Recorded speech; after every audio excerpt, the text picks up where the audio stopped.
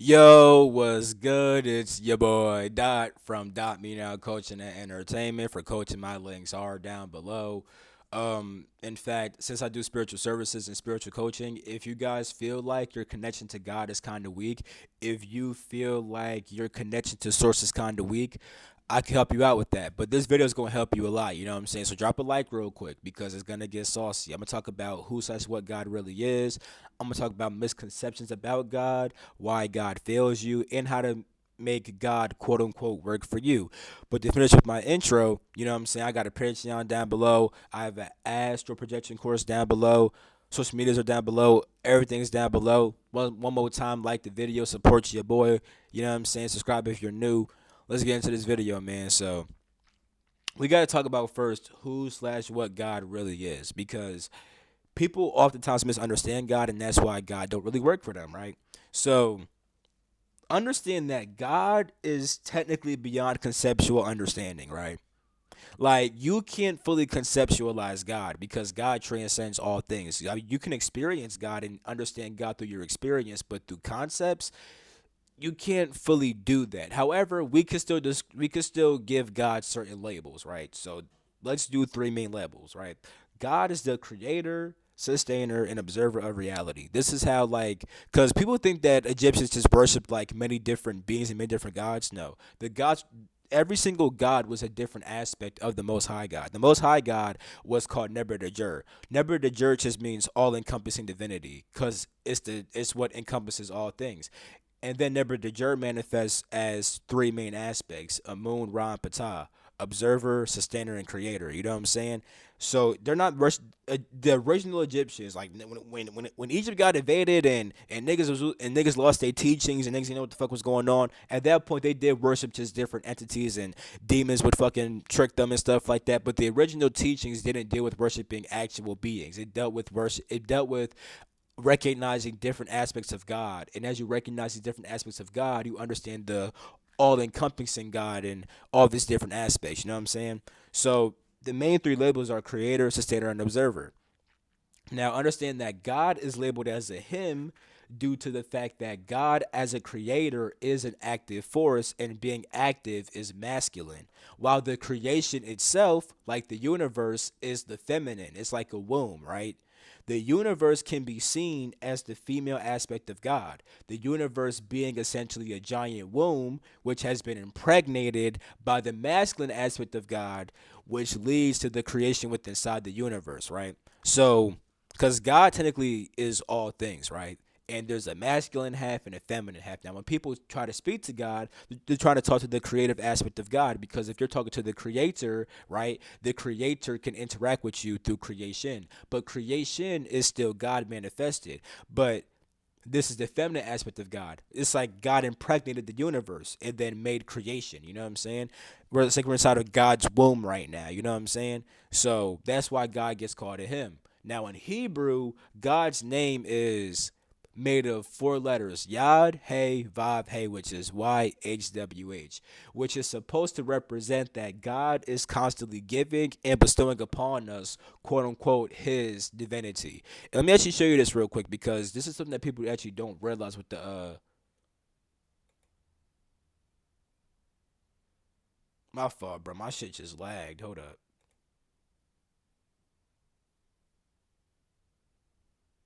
I'm sorry for that crazy behind lag. I like my bad. But so yeah, this is God's name, right? Y H V or W then H. Yod Hey Vav Hey, which where they get Yahweh from, right?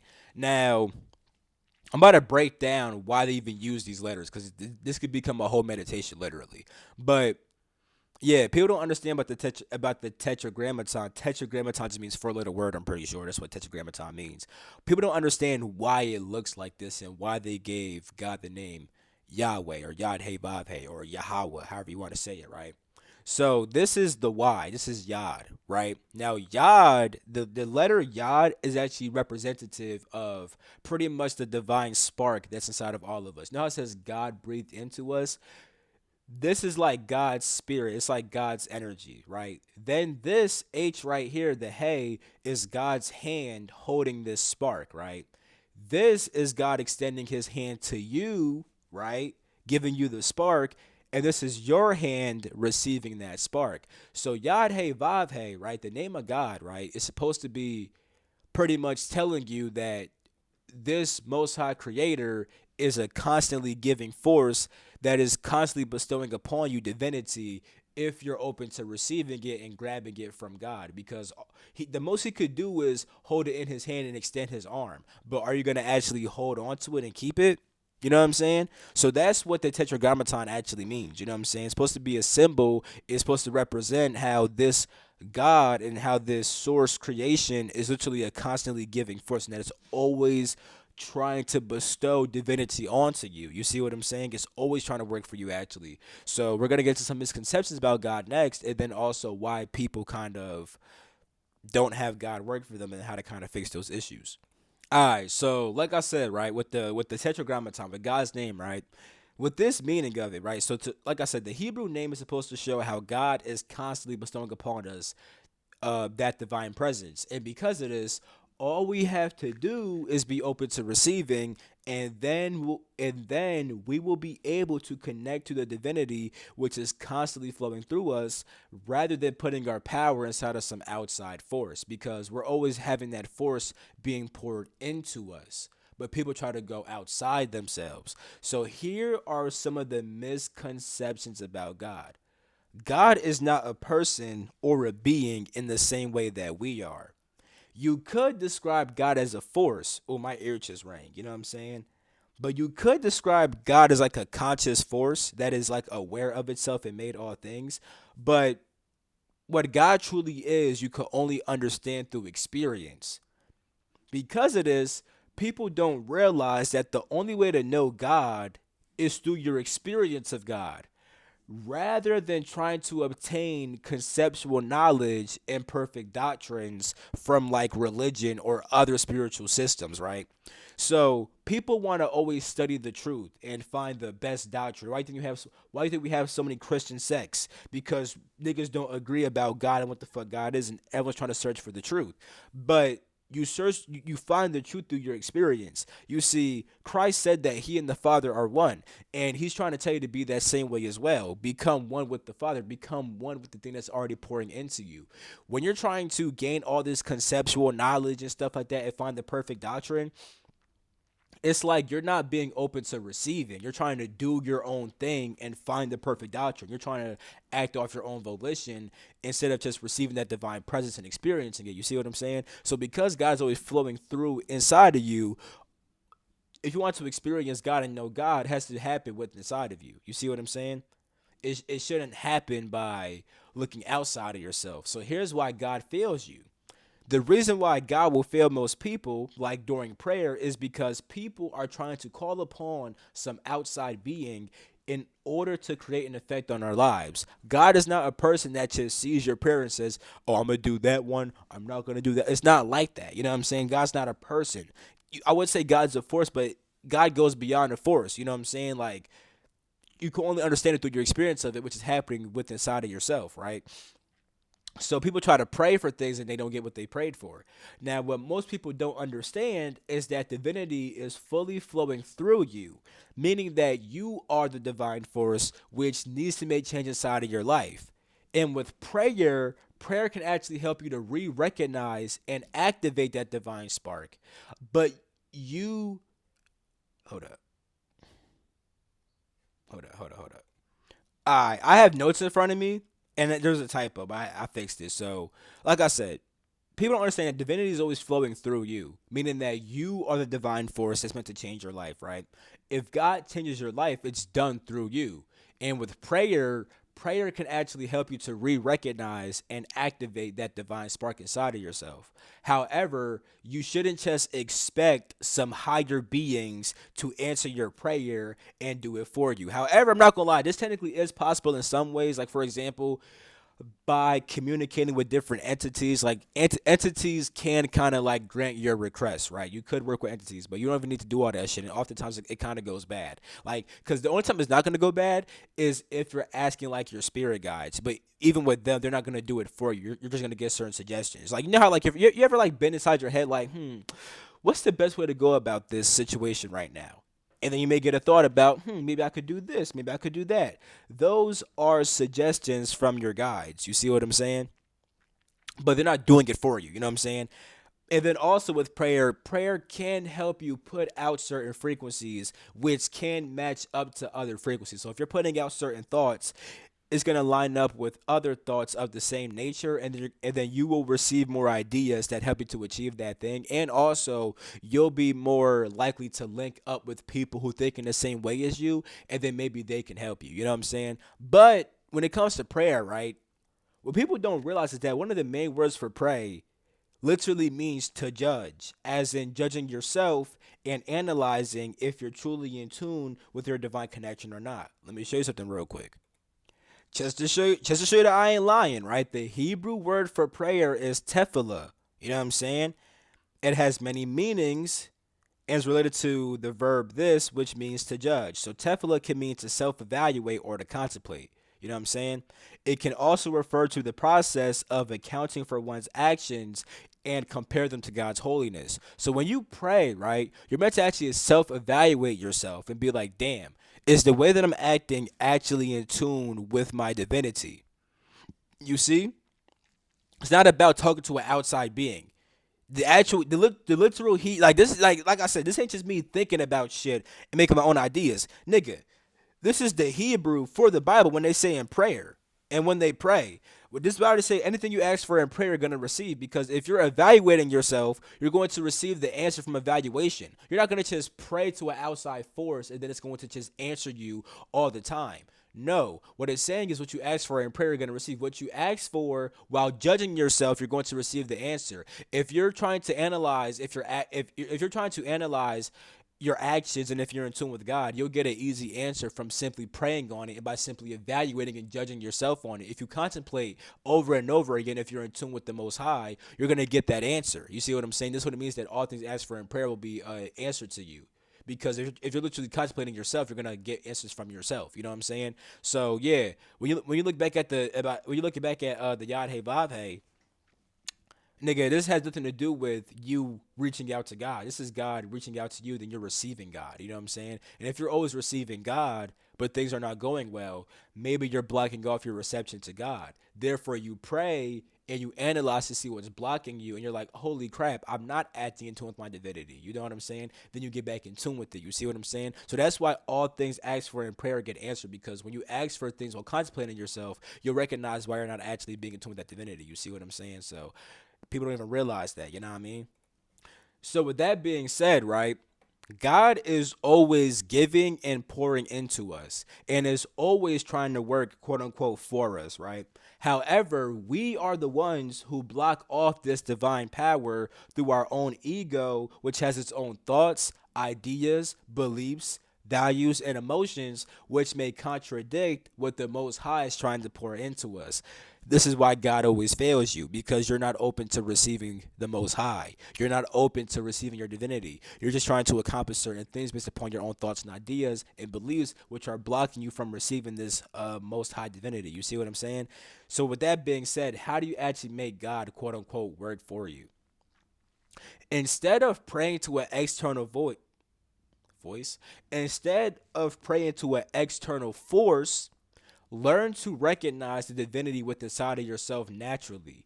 Realize that you need to be the force that changes your life, not other people. You see what I'm saying? And the more you recognize that and the more you accept that, the more you realize your own power to change your life. Learn to get out of your own way and recognize when you're becoming entrapped by your own thoughts, beliefs, and identity, which will cause you to block God from flowing through you. Learn to detach from your own thoughts and beliefs and be open to receiving new energy and new information. Deep down inside, we know what's best for us. That's why Paul said several times that the law is written inside of our hearts. God's instruction for us is written inside of our heart because we're constantly being poured into. If you're constantly being poured into, right, by the Most High, you always know the instruction from the Most High. You know what I'm saying? It's written on your heart. You kind of is written within inside of yourself. Deep down inside, you know what you should be doing, but we don't. But we kind of go against it, and we only go against it and get confused when we have our own personal thoughts and desires and identity, which gets us out of our own way. You see what I'm saying? So that's why we kind of get confused. Like, what should we do? Well, if you have your own personal thoughts and desires that contradict what's going, if that contradict what's flowing through you from the Most High, you'll never truly understand what you should do because you have your own thoughts and your own agendas. When you detach from that, you simply just become open to receiving. You kind of know what you always should be doing. Now, and this is why prayer is important because when things are not going good, you should pray. You should go inside yourself and analyze why things are not going good. You should analyze what things inside of yourself are causing conflict inside of your world. It's not just about, oh, the Lord don't like me and the Lord's not trying to help me. It's not about that. It's about you may not be doing what you quote unquote should be doing. You may not be in tune with your own divinity. And that's not saying that God don't fuck with you. What it's saying is the fact that you're not living from your highest self. Therefore, you're not living your highest life. You see what I'm saying? So, yeah. Now, as you experience the divine more and more, you will learn how to trust your intuition and go against any beliefs and identities which have been holding you back. When you truly follow your intuition, you'll always know what to do and the proper method of doing it, which will allow you to finally create change inside of your life. You know what I'm saying? Because even with acting out of divinity, right, things can seem weird as fuck. Like things will still get weird. Like for example, if you're acting out of your divinity, right, and you're acting from your highest level of awareness, you can still get random thoughts that say, "Hey, go to the store," and then when you go to the store, you leave at a certain time, which leads you to find $500 on the ground. Like that can happen. You know what I'm saying? Like miraculous things can happen because you're just living from this higher awareness and you're receiving impulses from this higher divinity, which can put you inside certain places and certain situations that kind of just seem random. You know what I'm saying? But it's not random. You're just following your soul, and because of that, your soul is leading you to the things that are most beneficial for you. But if you're not living from your soul, you'll be led by your ego and your own thoughts and beliefs, and you'll be led to situations that may not be the best for you and that are not aligned with your divinity. Think about it like this: if you're following your own thoughts and ideas, and you're following that, doesn't it make sense? Doesn't it make sense that while following that, you're going to go to a place that is not aligned with your divinity? Because if you're acting against your divinity, right, you're going to follow that direction, which is always against your divinity. Therefore, things will never ever go well. You know what I'm saying? Like even for certain stuff, like for example, some people, right, when they follow their divine nature, they're meant to do certain things. Now, you might try to mimic them and it don't. Like, oh, here's a good example. Let's say like you see a YouTuber, right? You're like, yo, I want to do what he does. You know what I'm saying? Now, the thing is, for him, he's following his divinity, and that is leading him to make these videos. For you, you just think this YouTube shit look cool, and you're like, oh, I want to do that too. But that's your own thoughts telling you that. That's not your divinity. If you followed your divinity, you might become the next freaking scientist that has the biggest breakthrough with how spirituality can be proved through science. Like, you know what I'm saying? Like, I don't know. I'm just saying stuff, but you get my point, right? Like, certain people will do certain things, right? And it works out for them because that's coming from their divinity. But if you do the same thing, it's not going to work for you because your divine self is saying do something else. So if you're constantly doing things that are not in tune with your divine self, you're going to constantly be in situations that are not in tune with your divine self. But if you follow your divine self, you'll always be following that. It'd be led to divine situations, and things will kind of work out for you more and more and more and more and more. So if you want God to work for you, you got to actually connect with God inside of yourself and not pray to an external being, but recognize what's flowing through you. Recognize your own divinity, right? Pray, meditate, contemplate what's going on inside of yourself. Contemplate your own thoughts. Are these thoughts coming from my ego, or are these thoughts inspired by the Most High? You see what I'm saying? When you actually do these things, you connect with your divinity. And I will say this on some like kind of woo woo shit. If you are in tune with the divinity within inside of yourself, you will also be able to sense it around yourself. And at that point, what happens around you will kind of be more dictated by what's going on inside you. Like your prayers kind of will like vibrate the fabric of the universe, but it can't do that if you're not vibrating on the same frequency of that divine fabric. You see what I'm saying? If that fabric is divine, right, but you're not divine, you can't manipulate that. You can't manipulate that fabric. You see what I'm saying? Once you become divine, you can recognize that divine fabric and begin to manipulate it in a way that's beneficial for your most high divinity and your highest good. You see what I'm saying? Not your ego's highest good, but your true highest good. You see what I'm saying? So yeah, that's pretty much it for this video. I love you. I'm gonna catch you in my next video. Drop a like, subscribe if you're new. I'm gonna catch you in my next video. Peace out.